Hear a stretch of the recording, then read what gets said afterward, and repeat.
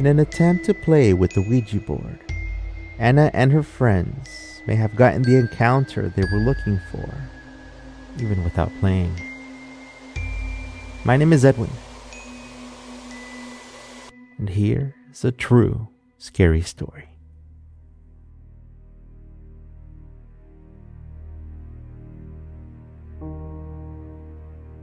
This story happened when I was a teenager back in Puebla, Mexico. I used to hang out with my friends. We were in secondary school back then, and we used to hang out in this old house that apparently there was some crime that happened over there. We used to be into all these creepy things. It was beautiful. It was a beautiful home. The home, I can't remember, but I think it had like about 2 floors, but like very high ceilings. And it had like pieces of, like the whole side of the house was gone by the fire. And the stairs, they were partially gone as well.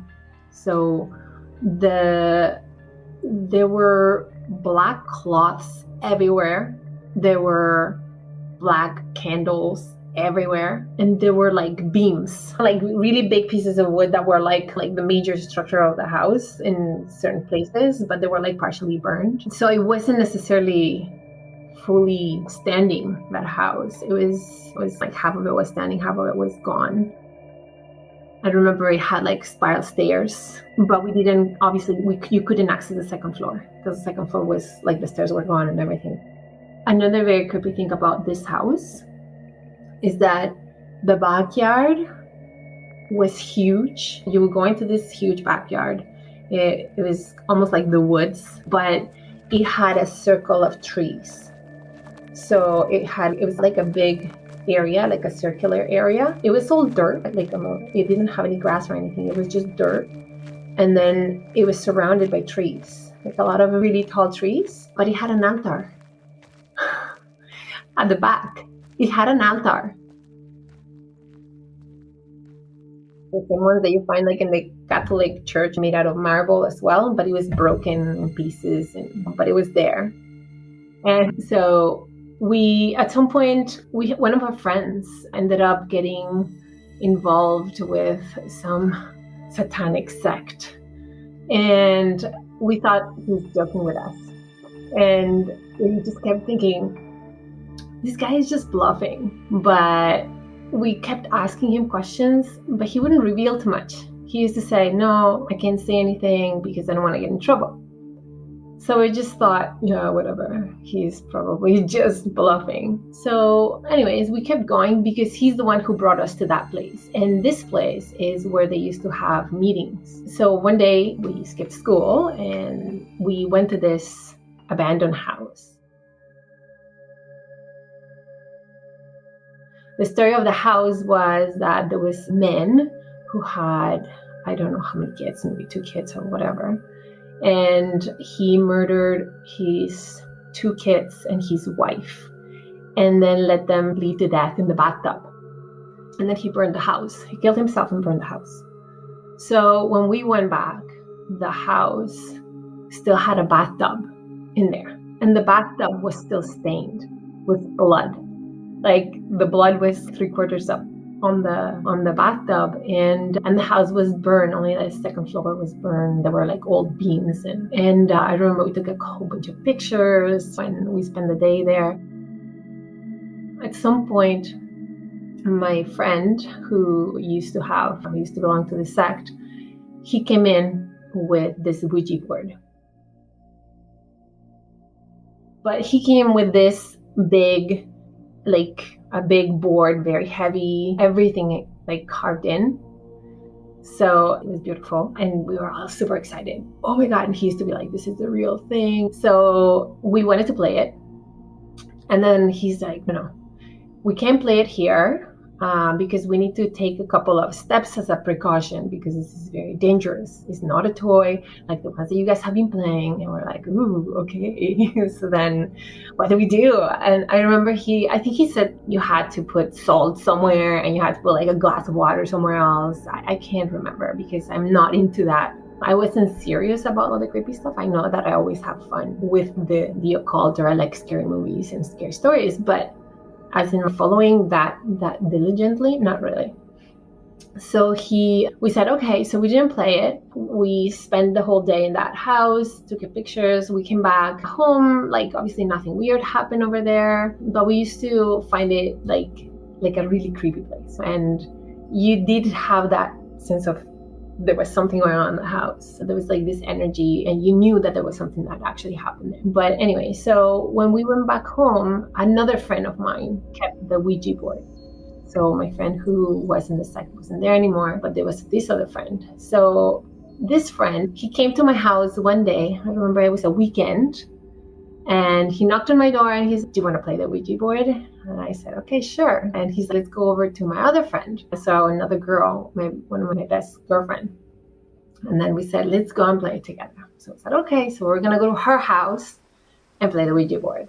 And it was raining, I remember. It was raining, it was pouring, and it was lightning. So we just kept running around, wrapping the Ouija board so it wouldn't get wet.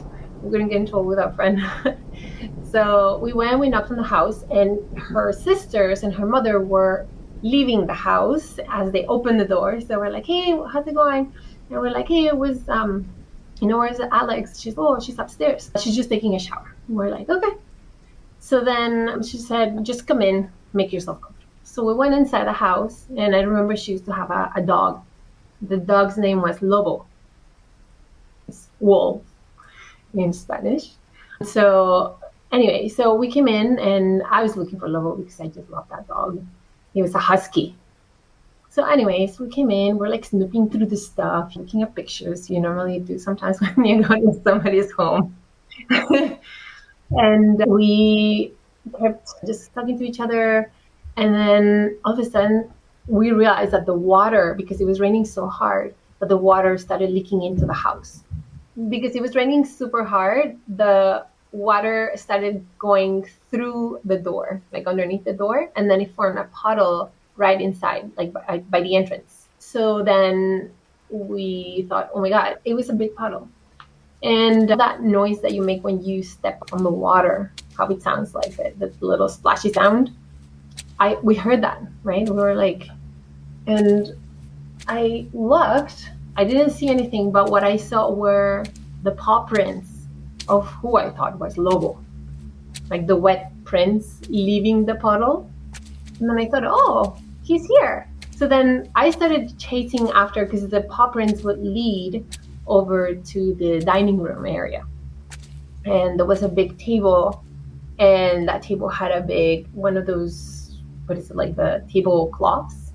One of those like long ones that you can't see underneath. So anyway, so I headed over to the dining room area to look for Lobo, because in my head he's there. Like I just saw the paw prints, I didn't see him. So then I look underneath, but he's not there. So then I told my friend, I said, "Hey," I said, like, "Did you see Lobo?" I said, he was just here. And then he was just like, "No." And then he decided to help me find him. I said, "Look," and he saw the paw prints too. He was like, "Oh yeah, he must be around here." From the living room, there was a door to the kitchen. So when I started looking for Lobo, then I thought, okay, well, he's not here. He must be in the kitchen. So then I continued to walk in the kitchen. He wasn't there. And my friend came, and he also started looking, oh, maybe the other side, maybe here, maybe there.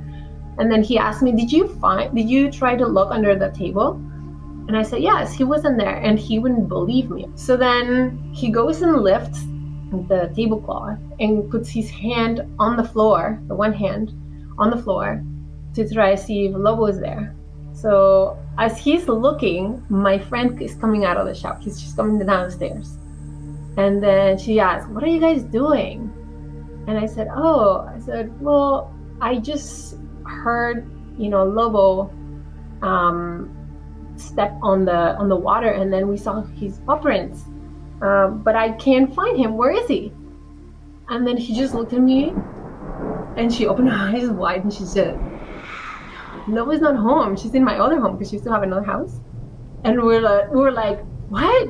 And then in that moment, my other friend goes, "Ow!" And I said, what happened? So he gets up from being under the table, and he had like punctures of like kind of like with a needle in every single one of his 5 fingers. And we were like, and then she said, what are you guys doing? What did you want to do? And then we said nothing. we were thinking we wanted to play the Ouija board, but we got so freaked out. And we're like, no, let's just grab it. Let's just give it away. Let's give it away. So we went out in the middle of the storm with lightning, running around to see if we could actually be in somebody's home, with an adult, with a responsible adult who would feel safe. But I remember we were so freaked out. We actually never played the Ouija board. We never played it because of after that it happened, because we had it with us. It seems like he spontaneously started bleeding from each of his fingertips, like the 5 fingertips. As if, when you get like the kind of like a little prick with, with a needle, like just a very tiny little prick, like in the finger. Very, very small. He was touching a tile. It's not that it was carpet or there was nothing on the floor. It was nice and smooth. There was no way that anything that would be there that you wouldn't see. She just said nothing. He's like, I put my one hand on the ground, and with the other hand, he was lifting the tablecloth to see if he was there. I'm like, did you see anything? No, I didn't see anything, but just my fingers. And it's not that I'm somebody who like believes in ghosts or like apparitions, or because like in Mexico, a lot of people believe these things, right? So it's something that is very common and I've always been like, until something happens to me, I'm not the kind to believe. So that was the one thing normally that actually happened to me. It freaked me out, and I thought, okay, maybe the Ouija board is something I should stay away from.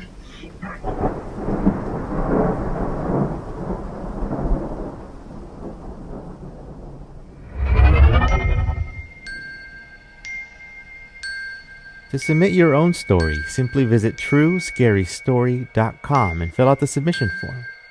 I would be very happy to have you on the show. Until next time, thank you very much for listening.